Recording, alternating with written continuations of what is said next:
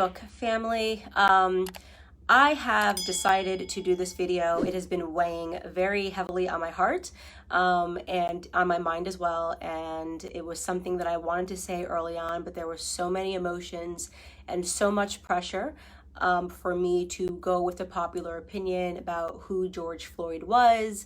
And sometimes it can be difficult when there are just so many external pressures to say what you believe. And this was an instance where I felt like my silence would have been better in the beginning, but the more that I think about it, I realize that we are being sold a lot of lies, and at the detriment to the Black community, at the detriment to the white community, and at the detriment to America as a whole. So I want to come out and say that I do not support George Floyd and the media depiction of him as a martyr for Black America. I'm going to explain why, and I hope that some of you guys will understand where I'm coming from. I have spent a considerable amount of time reading a lot of Black authors that I think are some of the most brilliant Black Americans breathing. Walter Williams, Shelby Steele, Thomas Sowell, and I recently came across something that was an idea that was planted into my head by Shelby Steele, and it has been something that I cannot forget. It is something that will stick with me for the rest of my life. And it is something that I hope for the Black Americans that are watching will stick with you for the rest of your life. Shelby Steele said that the Black community is unique from other communities. Our culture is unique from other communities because we are the only community that caters to the bottom denominator of our society. Now, let me explain what that means. It means to say that not every Black American is a criminal, not every Black American is committing crimes, but we are unique in that we are the only people that fight and scream and demand support and justice for the people in our community that are up to no good. You would be hard pressed to find, a Jewish person who has spent 5 stints in prison, who commits a crime and dies while committing a crime, and that the Jewish people champion and demand justice for. You will be hard pressed to find this in white America. You'll be hard pressed to find this even in Latino America. If there is a person that is spent multiple times in prison, you are not going to see a bunch of Latinos coming out demanding justice for this person, even if, and I want to be very clear, what I'm saying is not any defense for Derek Chauvin. I hope Derek Chauvin gets the justice that he deserves to be, implemented upon him, and that the family of George Floyd deserves justice for the way that he died. But I also am not going to accept the narrative that this is the best the Black community has to offer. For whatever reason, it has become fashionable over the last 5 or 6 years for us to turn criminals into heroes overnight. And it is something that I find to be despicable, and it is something that I refuse to stand by any longer, and I am not going to play a part in it, no matter how much pressure comes from Black liberals and Black conservatives as some token of people wanting you to believe that this is the only way you can be Black, is you have to say this was wrong and that this person was amazing. I won't do that. George Floyd was not an amazing person. Because white Americans are not uplifting Derek Chauvin as a victim or pretending that he's an amazing human being. But George Floyd is being uplifted as an amazing human being. For those of you who have not yet seen the clips and did not pursue or wait for more clips to come out, first and foremost, George Floyd at the time of his arrest was high on fentanyl, and he was high on methamphetamine. This came back in both of his autopsy reports. If you pursue the 911 transcript, you can see the person describing somebody who is out of their mind high, and which is what made the person fearful, because he tried to use a bill that I guess was a fake bill to purchase something, and then he was outside acting weird, and they, in their police call, said that this person was obviously distorted on drugs. When he is put into handcuffs and is put against the wall, a baggie of what looks to be like cocaine or it's a white baggie that he drops onto the floor that you can see in an image. If you look up the clip, the media is refusing to circulate it. You can find it on Twitter. If you use DuckDuckGo and look up George Floyd baggie, you can watch the clip yourself with your own eyes. He had drugs on him at the time of his arrest. Now, barring all of that, nobody thinks that he should have died during this arrest. But what I find despicable to be is that everyone is pretending that this man lived a heroic lifestyle when he didn't. And I want to talk about what his lifestyle was leading up to this moment, and why I refuse to accept the narrative that this person is a martyr, or should be lifted up in the Black community, and that we should be buying t-shirts with his name on it. Okay. So here we have, first and foremost, let's start from the bottom of his record. And by the way, I am not saying that if you have a record, you don't deserve a second chance. I think people get arrested, and some people can serve time in prison, and I believe in second chances, but I do draw the line when it comes to second, third, fourth, fifth, sixth, seventh, eighth, and ninth chances. You know, the world we live in today is testimony that there's a lost world of yesterday that we have no full scope of knowledge of. And you know, when you look into this world we live in today, when we look at the segregational area and we look at the laws, right? See, they blame the South on being racist, but that's strategical. And the reason I bring that up is because the laws was created by the Democratic Party. And the reason that I'm honing in on a Democrat is because this shadow government, this deep state government, is the Democratic Party. And a lot of people don't know that the Republican Party was created by blacks. It wasn't created by whites. So, you know, the first 100 something Republican politicians were black. And what happened was the Democratic Party was being challenged politically in this country from, you know, carrying out their Masonic agenda. You know what I'm saying? And so what they did was they created the Ku Klux Klan, and they've already confirmed under oath that the Ku Klux Klan is not only a Christian organization, it's a democratically created organization. And the reason that this is important is because the Democrats did not only have the Ku Klux Klan lynch black business owners to kill the competition economically, they had them lynch black political figures to kill the competition politically. And so this is how blacks started voting Democrats, because the Democratic Party basically used the KKK as a mob to intimidate blacks and black political figures to only vote for democratic legislative viewpoints and policies. And so this is how black people became Democrats, and this is how Republicans became solely white. And then what Democrats did to cover their evil tracks was, in the history books and in the media, they paint the picture of the Republicans of being a party that actually is what they are. And with that being said, the Freemasons, the Freemasons implemented the Ku Klux Klan into the lodge. And so this is why, you know, Ku Klux Klan members, they go by degrees. The leader of the Klan is called the Grand Wizard, because the Ku Klux Klan is a Freemasonic organization.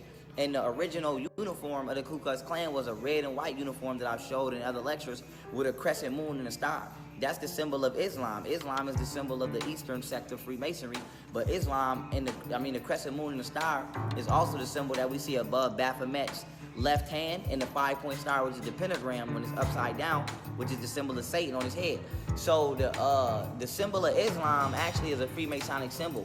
And then what the Ku Klux Klan did was they gave that symbol to black Islamic Masonic figures that they used to penetrate the black community, such as the Nation of Islam and the Moorish Science Temple and all these other entities.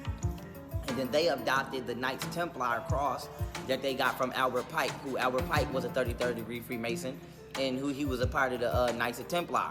And so this is how the Ku Klux Klan, you know, came to even look how they look today, let alone what they were created for. And so this brings us to where we are today. When the Ku Klux Klan successfully destroyed black businesses and black political figures, what they then went on to do was to join law enforcement, okay? And law enforcement, aka the police, aka policy enforcers, police officers, or police law enforcement, they enforce the policies of majority. You know, they enforce policies that are majority created by that are created in the majority by Democrats in the Democratic Party. And this is why people say that police is the KKK, because they really are. And with the reason that it's important to know that law enforcement is a part of white supremacist groups, to which the FBI even confirmed law enforcement. They say it has been infiltrated by white supremacist groups, but really they join willingly and knowingly, because what the Democratic Party does is to keep the black community from waking up and to keep the world distracted from their political crimes, such as pedophilia, you know, satanic cult rituals, child sacrifice, and cannibalism, and all the things that they do.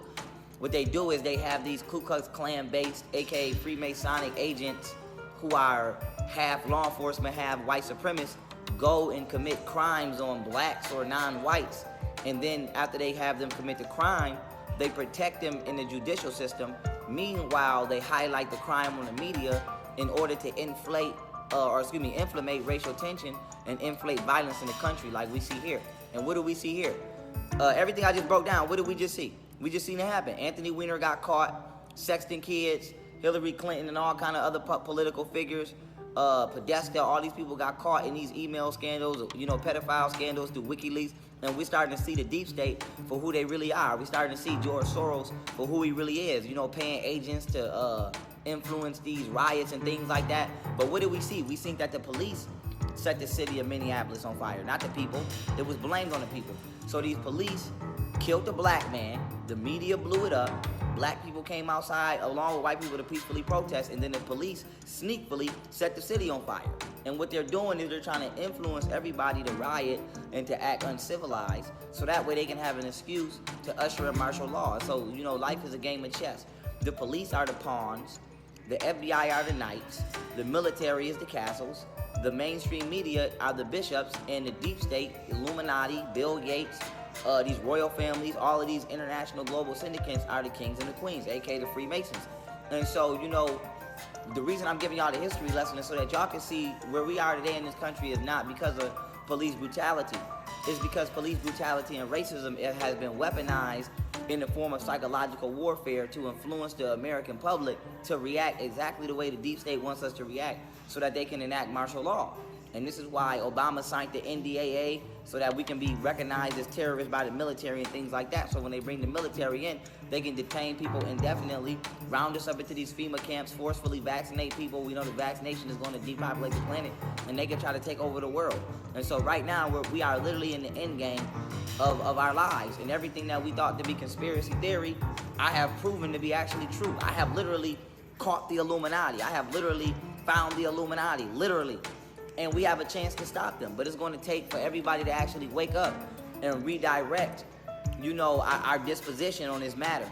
And if you look at everybody, the riots didn't have to go this far. So even when people say, we rioted because we're mad, why you didn't just burn the police precinct down and go home? I'm not saying people should burn precincts, but why you didn't go home after that? Why are you destroying random shit? Why are you destroying your own shit? Why are you destroying, property that's owned by business owners who not gonna be able to bounce back? Their insurance not gonna be able to pay for that. They're not gonna be able to ever, return to the lifestyle that they lost for something that they had nothing to do with. So everybody's, using guilt. Using the actions that they're guilty as an excuse for their actions, but nobody's taking into consideration what about the innocent people, black, white, and everybody that has nothing to do with that? What about the mom and pop stores that's been burnt down and destroyed? And so what people gotta realize is, this is foolishness. And I'm not saying that we should never hold ourselves down as a country, but that's not what we're doing. Because if that's what we were doing, it would be millions of people at Bill Gates' house right now. It would be millions of people at Hillary Clinton's house right now. It would be millions of people to demand the FBI to arrest all of these crooked politicians. It would be millions of people demanding that the contents of Anthony Weiner's laptop be released, publicly. It would be millions of people demanding that the Freedom of Information Law agencies no longer be suspended due to this fake COVID-19 virus. It would be millions of people in New York demanding the resignation of Governor Cuomo and his brother, Chris Cuomo, stepping down from their positions for being deep state members who are not only trying to partner with Bill Gates, but being aided and abetted by Hillary Clinton. So none of the key things that need to be done are actually being done, which is proof that people are not outside rioting intellectually because they know what's going on. People are outside rioting foolishly in an undisciplined manner, which is allowing them to be influenced by government placed agents because they don't know what's going on. And so, my advice is for people to not only understand the past because it'll show us the present, but to understand the past and the present so that we can know our future. And so right now, I'm gonna just let y'all know, if y'all continue to riot and continue to act crazy in this country, the military is gonna come in here. And I don't want y'all to think that it's gonna be sweet. Just like the police have been infiltrated by members of the Freemasonic organizations, the military damn sure has. These people locked up General Flynn, a 3-star military general, on fake charges and a fake story. So if you don't think that these people got a couple military generals and a couple military soldiers in their pocket, or if they can't send out a couple military agents and have them start innocently shooting people or innocently throwing grenades and really killing and murdering the population, that'll really spark us and influence us to fight back, you better think again.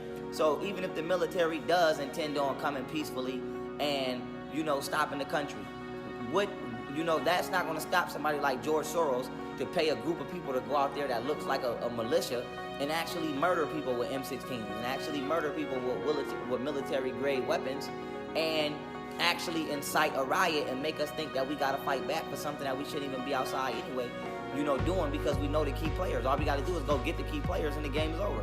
And so I want people to let everything I'm saying, sink into their minds very deeply, because we at a point right now in history where we can either save ourselves or destroy ourselves, and the decision is ultimately in our hand, because these people practice the occult.